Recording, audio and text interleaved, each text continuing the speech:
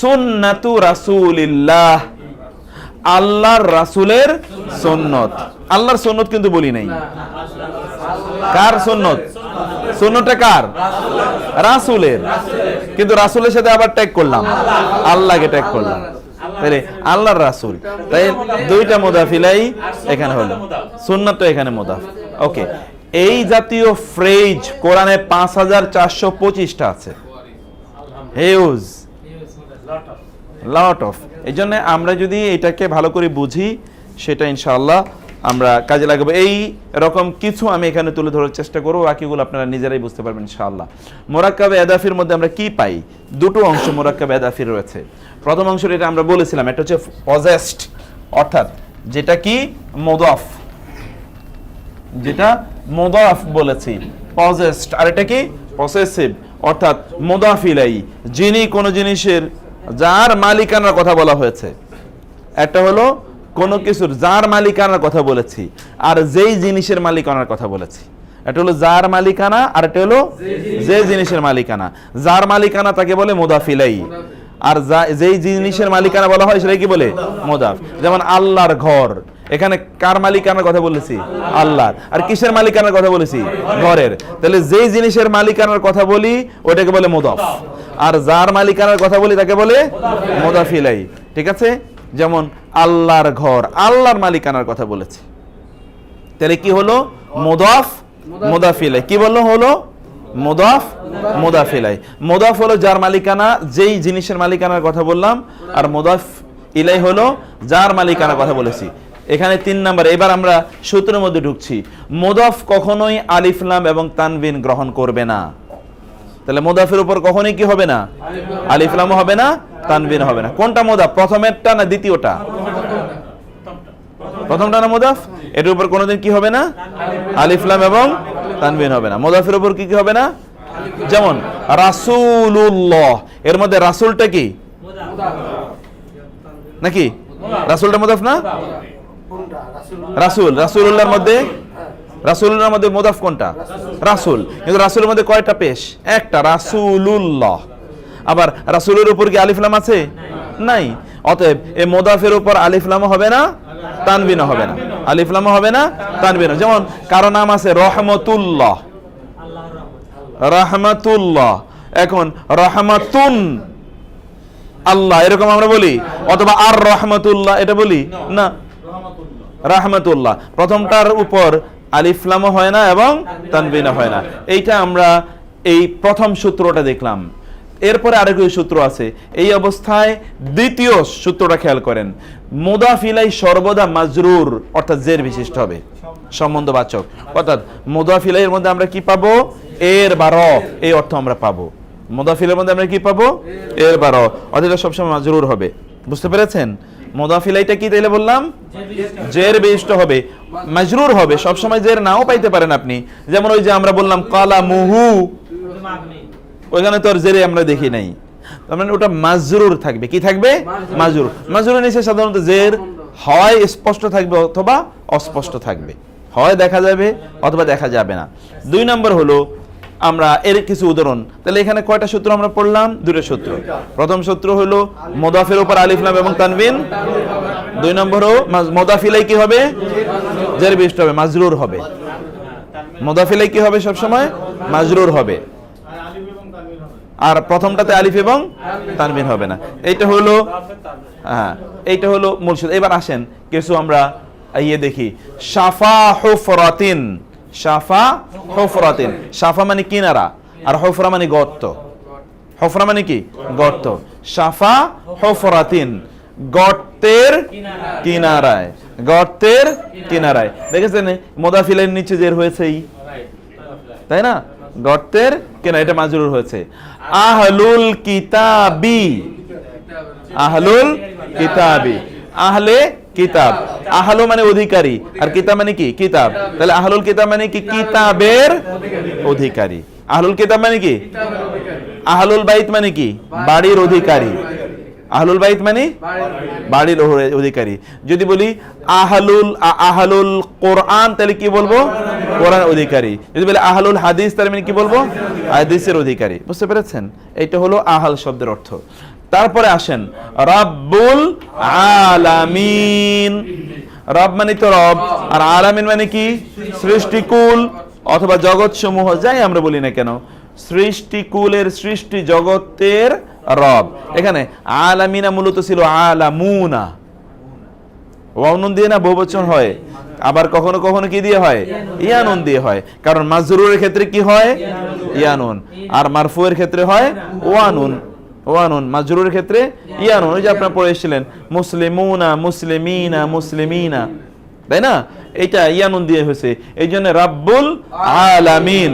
আবার যদি বলি রাব্বুল মুসলিমিন, আবার যদি বলি রাব্বুল মুমিনিন, অথবা যদি বলি রাব্বুস সালিহিন, তাই না? তানবিন হচ্ছে না, কখনো দেখতেই পাচ্ছেন না, সব সময় মাজরুর হবেই। এটা একটা এরাব, এটা একটা মূলনীতি, ফান্ডামেন্টাল। তারপরে দেখেন রব্বুল মাশরিকাইনি, রব্বুল মাশরিকাইনি, দুই মাশরিকের বা দুই পূর্বের রব। আমরা ওই যে দ্বিবচনের ক্ষেত্রে পড়েছিলাম যে দ্বিবচন কিভাবে তৈরি হয়? আনি এবং আইনে। দ্বিবচন কিভাবে তৈরি হয়? আনি এবং আইনে দিয়ে, তাই না? হ্যাঁ হ্যাঁ হ্যাঁ, ওই যে রিয়াদুস সালিহিন, ওই একই, মুদাফ মুদাফ ইলাই। রিয়াদ মানে হচ্ছে বাগান সমূহ, আর সালিহিন মানে হচ্ছে সৎকর্মশীল, সৎকর্মশীলদের বাগান সমূহ। তৎকালীন মুসলিম স্কলাররা তারা যে কি অসাধারণ নাম রাখতো বইয়ের, মানে এর মধ্যে বইয়ের নামগুলোর উপরে কয়েকটা পিএইচডি হওয়া যেতে পারে, যে কি নান্দনিক নাম, নামের মধ্যে অসাধারণ সাহিত্য নিহিত আছে। আচ্ছা, এরপরে বলেন রব্বুল মাশরিকাইনি, দুই মাশরিকের রব, দুই মাশরিকের রব। তাহলে প্রথমটা বলেন তো, শাফা হুফরাতিন। শাফা মানে কি? হুফরা মানে গর্ত, শাফা মানে কিনারা, শাফা মানে কি? আর হুফরা মানে গর্ত। শাফা হুফরাতিন মানে কি? গর্তের কিনারা। শাফা হুফরাতিন, এই সাদম ভাই কি বলেন? শাফা হুফরাতিন গর্তের কিনারা, শাফা মানে কি? কিনারা। আর ব্রিঙ্ক, আর হুফরা মানে হচ্ছে গর্ত। শাফা এর কোরআনে আছে ওয়াকুনতুম আলা শাফা হুফরাতিম মিনান নারি ফাআনকাদাকুম মিনহা, তোমরা গর্তের কিনারে ছিলে, সেখান থেকে আল্লাহ তোমাদেরকে রক্ষা করেছেন। তারপর হলো আহলুল কিতাবি। আহলুল কিতাবি মানে কি? কিতাবের অধিকারী। আহলুল কিতাবি কিতাবের অধিকারী। রব্বুল আলামিন, জগৎ সমূহের রব। ওকে, এটা আপনি ভালো করে খেয়াল করেন বিষয়গুলো। এরপরে আসে ইয়াউমুল কিয়ামাতি, মানে কি? কিয়ামতের দিন, একেবারে হুব হুব এক্স্যাক্টলি। ইয়াউম হচ্ছে কি, আর দ্বিতীয়টা কি? কিয়ামতটা কি? মুদাফিলাই, মুদাফিলাই। এখন দেখেন তো কিয়ামতের উপরে কিন্তু আলিফ লাম আছে, কিন্তু ইয়াউমের উপর আলিফ লাম নাই। তারপরে আসেন রহমাতুল্লাহি, আল্লাহর রহমত, আল্লাহর দয়া। এরপরে আসেন ওই যে আমরা বলেছিলাম দুইটা মিলে হয় আহলু হাযিহিল কারিয়াতি। আহলু মানে কি? এখন কি পড়ে আসছেন? আহলু মানে অধিকারী, অধিবাসী, অধিকারী, অধিবাসী। দুই নম্বর হলো হাদিহি মানে কি? ইহা, হাদা, হাদিহি, আউলাই। আর আল কারিয়া মানে গ্রাম, আল কারিয়া মানে কি? গ্রাম, জনপদ, এই জনপদের অধিকারী। আহলু মানে কি? অধিবাসী, অধিকারী। আর এই হাদিহি, আল কারিয়া মানে কি? গ্রামের, এই গ্রামের অধিবাসী। আবার নতুন একটা জিনিস সেটা দেখেন যে আযাবু ইয়াউমিন আযীম। আযাব মানে কি? আযাব মানে কি? ইয়াউমিন মানে কি? দিবসের। আযীম মানে মহান, মহান দিবসের শাস্তি। আচ্ছা, দ্বিতীয় অংশটা দেখেন তো। দ্বিতীয় অংশ হলো মহান দিবস। এটা কি মুদাফ মিদাফ ইলাইহি না মৌসুফ সিফাত? মৌসুফ সিফাত, গত ক্লাস যেটা পড়েছেন। মহান দিবস নাকি মহানের দিবস? মহান দিবস, দিবসটা হলো মহান। এটা দিবসের কি করা হলো? গুণ বর্ণনা করা হলো। দিবসের গুণ বর্ণনা করা হলো না? তাইলে শেষের দুইটা মিলে কি হয়েছে? মুদাফ ইলাইহি হয়েছে। আর প্রথমটা মুদাফ, আর শেষের দুইটা মিলে কি? মুদাফ ইলাইহি। কি অস্পষ্ট আছে কিছু? হ্যাঁ, শেষের দুটো মিলে কি হয়েছে? না, পিছনে বসলে চলবে না, কিন্তু পিছনে বসলে চলবে না, মনোযোগ এই দিকে ফুল থাকতে হবে। প্রথম শেষের দুটো মিলেই মুদাফিলাই, আযাবু ইয়াউমিন আযীম। অন্য জায়গায় আছে আযাবু ইয়াউমিন করিব, করিব মানে হচ্ছে নিকটবর্তী, নিকটবর্তী দিবসের শাস্তি। এখন আমরা কিন্তু বলি না নিকটবর্তীর দিবসের, এটা কোন অনুবাদ করেছি আমরা বলেছি কি না, মুদাফিলাইতে তো তানবিন থাকতেই পারে, আলিফ লাম থাকলে তানবিন হবে না, আর আলিফ লাম না থাকলে তানবিন হবে। এতক্ষণ আপনারা তাই দেখে এসেছেন, এগুলোর মধ্যে আলিফ লাম আছে দেখে এখানে কোনোটাই তানবিন হয় নাই, কিন্তু আলিফ লাম না থাকলে তানবিন হবেই, আজ আলিফ লাম না থাকলে কি তানবিন হবেই। এখানেও তানবিন হয়েছে আলিফ লাম না থাকার কারণে।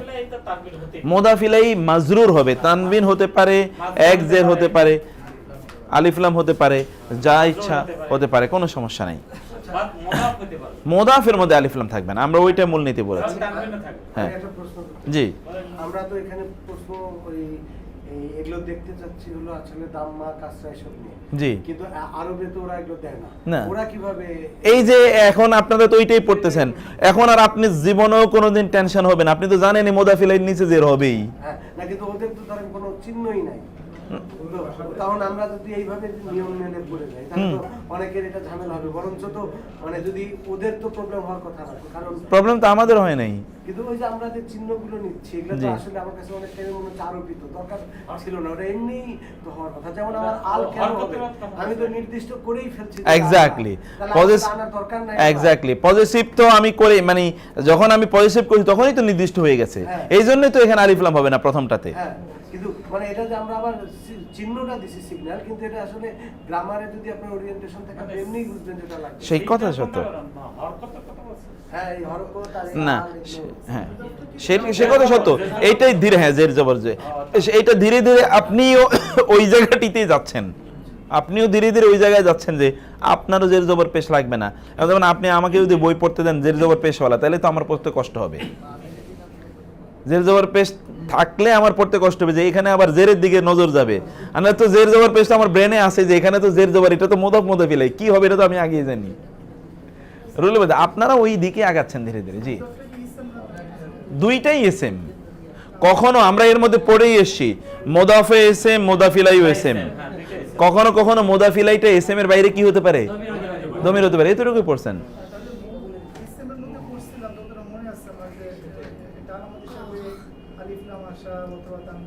জি হ্যাঁ, না এটা কেন আসতেছে না, এটা আলিফ লাম এবং তানবিন আমরা কি জন্য আনি, আলিফ লাম আনি কি জন্য, নির্দিষ্ট করার জন্য, অলরেডি তো এটা নির্দিষ্ট, এক নম্বর। এখন যেটা নির্দিষ্ট এখানে তানবিন আসে না, তাইলে ওই কারণে তানবিন হচ্ছে না, এবার বুঝতে পেরেছেন? হ্যাঁ, অলওয়েজ এটা মারেফা, মুদাফটা অলওয়েজ কি মারেফাই বোঝাচ্ছে, কারণ ওই মুদাফিলের সাথে সম্পর্কিত হওয়ার কারণে এটা মারেফা হয়ে গেছে, অটো নির্দিষ্ট হয়ে গেছে, এটা গ্রামারের কারণে এটা নির্দিষ্ট হয়ে গেছে। সাদাম ভাই ওই কথাই বলেছে যে এটা তো আমরা অটোই পাইছি নির্দিষ্ট, গ্রামারে আমাদেরকে বলে দিচ্ছিল নির্দিষ্ট। এরপরে আসেন, এখানে আমরা কতগুলো বলেছি যে লক্ষ্য কোন সম্বন্ধবাচক শব্দের ক্ষেত্রে র বা এর ইংরেজি যেমন এস বা অ্যাপোস্ট্রোফ অথবা অফ এটা বোঝায়, যেমন বাইতু জায়েদিন, জায়েদের ঘর, হাউস অফ জায়েদ অথবা জায়েদস হাউস। মুদাফিলাই এটা আলিফ লাম না হলেও এটা কিন্তু নির্দিষ্টতাবাচক, এই যে এতক্ষণ আমরা এই কথাই বললাম, মুদাফিলাই মুদাফটা যদি মুদাফটা আলিফ লাম না থাকার পরে ওইটা কি আসলে কি বোঝায়, নির্দিষ্ট বোঝায়, ওই জন্য এটার উপর আলিফ লাম হয় না, আবার এই জন্য এটার উপর তানবিন হয় না, আসলে তো এটা মারিফাই বোঝাচ্ছে। যেমন রব্বুল আলামিন, জগৎ সমূহের রব, অথবা আযাবু ইয়াউমিন আযীম, মহান দিবসের, মহাদিবসের শাস্তি, এটা তো আলটিমেটলি একটা কি বোঝায়। এই ক্ষেত্রে রব এবং আযাব ইয়াউমিন এই দুটি যদি আলিফ লাম নাও হয়ে থাকে, কিন্তু আলটিমেটলি দুটা কাকে বোঝায়, আল্লাহকে বোঝায় এবং কিয়ামত দিবসকে বোঝায়, বিচার দিবস, এটা বানান ভুল আছে, আপনি এটা দেখে নেবেন, বিচার দিবসকে বোঝায় আলটিমেটলি, না কি বলেন আপনারা? ইয়াউমিন আযীম মহাদিবস কোনটাকে বোঝায়, বিচার দিবসকে, আর রব্বুল আলামিন রব বলতে কাকে বোঝায়, আল্লাহ, কি অটো তো এটা নির্দিষ্ট হয়ে গেছে, এই জন্য এখানে তানবিন হয় না এবং আলিফ লাম হয় না। মুদাফ এবং মুদাফিলের মধ্যে কোনো ভিন্ন শব্দ কখনোই আসবে না, মুদাফিল এবং মুদাফিলের মধ্যে কি আসবে না, ভিন্ন শব্দ কখনোই আসবে না। যেমন আপনি বলতে চান আমার বাবার ঘর, আমার ভাত খাচ্ছি বাবার ঘর, এরকম বলবেন আপনি? আমার বাবার ঘরে ভাত, এরকম বলতে পারেন, কিন্তু মধ্যখানে কি আনতে পারবেন আপনি? কিছুই আপনি আনতে পারবেন না মধ্যখানে, এই জাতীয় শব্দ আসবে না। এর আগে আমরা দেখেছিলাম কিন্তু ওই যে মুদাফ ইয়েতে মৌসুফ সিফাতের মধ্যে মধ্যখানে অন্য কিছু আসতে পারে। মহান দিবস যবে আপনারা উত্থিত হবেন তার শপথ, মহান দিবসের পরে একটা ইয়ে আপনি আনতে পারেন, মধ্যখান দিয়ে অন্য একটা বক্তব্য আনতে পারেন, কিন্তু এখানে কখনোই আনা যাবে না। দুটোর মধ্যখানে কোনো কিছু আনা যাবে না। বাক্যাংশে একাধিক মোদাফিলাই থাকতে পারে, যেটা আমরা এতক্ষণ পড়ে আসলাম। সেক্ষেত্রে মধ্যখানের মোদাফিলাইটি মোদাফ হিসাবে গণ্য হবে। এটা কিন্তু এইটাই আমরা পড়ে আসলাম, আমার বাবার ঘর, তাই না? এখানে ঘরটা কি মোদাফ, আবার বাবাও এখানে কি আরেকটা মোদাফ, বাবার ঘর তো বাবার, আমার বাবার, ওইখানে বাবাটাও আরেকটা মোদাফ, তাহলে দ্বিতীয় মোদাফিলাইটাও একটা কি মোদাফ। এখানে ডাবল মোদাফ আমরা দেখছি, আবার বলেছে ডাবল মোদাফিলাইও হয়, যে ওই যে আমরা একটা ঘর এঁকে দেখিয়েছিলাম যেখানে হয়। তিনি এই মোদাফিলাই অর্থ প্রদান করতে হবে, তখন বাক্যের গঠন হবে মোদাফ প্লাস মোদাফ প্লাস মোদাফিলাই। তাহলে ব্র্যাকেটটা আপনার অঙ্কের ব্র্যাকেটে বুঝতে পারলেন, দ্বিতীয় ব্র্যাকেট এবং প্রথম ব্র্যাকেট, প্রথম ব্র্যাকেটের এই দুইটা মিলে কি হয় মোদাফিলাই হচ্ছে। এই যে এই দুটো ব্র্যাকেট মিলে কি হচ্ছে মোদাফ এবং মোদাফিলাই মিলে কি হবে একটা মোদাফিলাই হবে। শেষের দুইটা মোদাফিলাই মিলে কি মোদাফ মোদাফিলাই মিলে কি হলো একটা মোদাফিলাই হলো। অতএব মোদাফ প্লাস মোদাফিলাই, ওই যে ইকুয়াল টু মোদাফ প্লাস মোদাফিলাই সমান সমান মুতাআল্লিক। এইটা মিলেই খণ্ডবাক্য, যেটাকে আমরা বলেছি ফ্রেজ তৈরি হয়। এটা কি কোনো কনফিউশন আছে? হ্যাঁ, কোনো কনফিউশন আছে? দুটো মিলেই একটা কি হলো একটা মুদাফিলাই হয়েছে। এই তো আপনি বুঝতে পেরেছেন, একটু পরে এসছেন, আর এরপরের অংশ থেকে বুঝলেই চলবে, তো জটিল কিছু না। যেমন এখানে আমরা দেখাচ্ছি, দেখেন তো, বাবু বাইতিল আমির, আমিরের বাড়ির দরজা।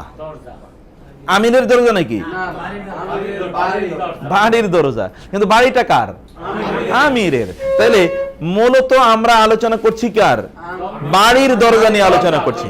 দরজা আমাদের মোদাফ, দরজাটা কি মোদাফ না, কিন্তু দ্বিতীয় বাক্যে আবার যেহেতু আমিরের বাড়ি, ওইখানেও কি বাড়িটা কি বাড়ি, ওইখানে মোদাফ, আমির হইলো ওইখানে মোদাফিলাই। মূল সব মিলিয়ে আসলে আমিরের সাথে আমরা সম্পর্কিত করতে চাচ্ছি, আমিরের বাড়ির দরজা, তাই না? এইভাবে এখানে আমরা দেখালাম যে কোনটা মোদাফ কোনটা মোদাফিলাই। এই দুই ইসিম মিলে কিছু এদাফত তৈরি হয়, এমন কিছু এক্সাম্পল এখানে আছে। এক্সাম্পল আপনাদের জন্য জরুরি, ভালো করে খেয়াল করবেন। ইন্না মানে কি পড়েছেন আপনারা? হু,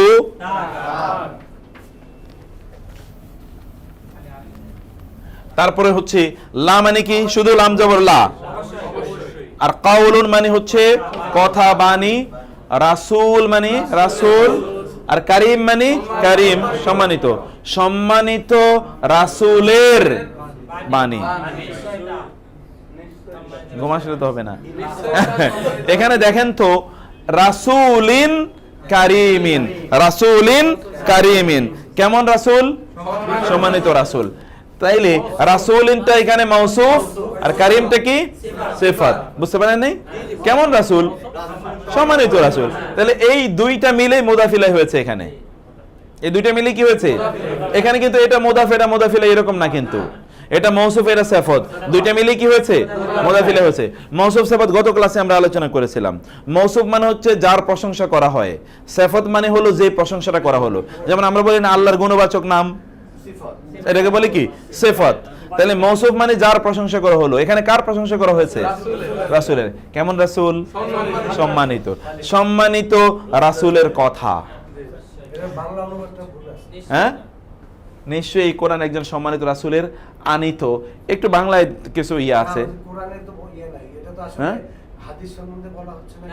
না না এটা কোরআনই, কোরআনই হ্যাঁ। honored messenger মানে হচ্ছে জিবরিল, that this is the verily the word of an honored messenger। হ্যাঁ, বক্তব্যটা হচ্ছে রাসূল সাল্লাল্লাহু আলাইহি ওয়াসাল্লাম। না না না না না না না, এইটা মেসেঞ্জার মানে হচ্ছে জিবরিল। জিবরিল ইয়ারা আপনার কি বলে ফেরেশতারাও তো মেসেঞ্জার, সবাই মেসেঞ্জার। মানে এই রাসূলটা রাসূল মুহাম্মদ না না না না, এটা হচ্ছে এই রাসূল হলো জিবরিল আলাইহিস সালাম। নিশ্চয়ই ইহা এখানে আনিত অর্থটা অতিরিক্ত এসছে আর কি। নিশ্চয়ই তা অবশ্যই বক্তব্য বাণী কার? সম্মানিত রাসূলের। সম্মানিত রাসূল কে? জিবরিল নিয়ে এসেছেন রাসূল সাল্লাল্লাহু কাছে এই বাণীটা, সেটাই। এই জন্য আনি তো এখানে ব্র্যাকেটে দেয়া আছে। আচ্ছা, তারপরে আসেন 2 নম্বরে, ওয়া মানে কি? ওয়া লাস্ট থেকে বলবেন। জাযাউ মানে পুরস্কার, জাযাউ। সাইয়্যাতিন মানে হচ্ছে অপরাধ, পাপ, গুনাহ। সাইয়্যাতিন মানে কি? আপনারা 2টা শব্দ পড়েছেন, একটা হলো হাসানাতুন আর একটা কি? সাইয়্যাতুন। হাসানা মানে কি? নেই, কল্যাণ, ভালো। রব্বানা আতিনা ফিদ দুনিয়া হাসানা। হাসানাতুন মানে কি? ভালো, উত্তম। আর সাইয়্যাতুন মানে কি? অকল্যাণ বা খারাপ, অকল্যাণ বা খারাপ। অতএব সাইয়্যা মানে কি? মন্দ। তাইলে ওয়া এবং জাযাউ সাইয়্যাতিন মন্দের, এখানেই তো হলো, আমরা মুদাফ মুদাফ ইলাইহি এখানেই পড়তেছি, মন্দের পুরস্কার। এই জন্য সাইয়্যাতিন কিসের পুরস্কার? মন্দের পুরস্কার। সাইয়্যাতুন কি? মন্দ। মিসলু এবং হা, মিসল মানে তো অনুরূপ, আর হা মানে কি পড়েছেন? ওই যে হু, হা, হু, হুমা, হোম, হা, হা মানে তার। তাহলে মিসলুহা মানে কি? তার অনুরূপ, এবং মুয়ান্নাস, এক্স্যাক্টলি, কারণ সাইয়্যাতিন কি? মুয়ান্নাস তো, এই জন্য। এবং মন্দের প্রতিদান তার অনুরূপ মন্দ। মন্দের পরিমাণ কি? তার অনুরূপ মন্দ। কেউ কাউকে আঘাত করেছে, তার প্রতিদান কি? বিনিময়ে আঘাত না। কেউ কাউকে হত্যা করেছে, বিনিময় কি? হত্যার বিনিময়ে হত্যা। এই মন্দের প্রতিদান অনুরূপ মন্দ, তার চেয়ে বেশি না।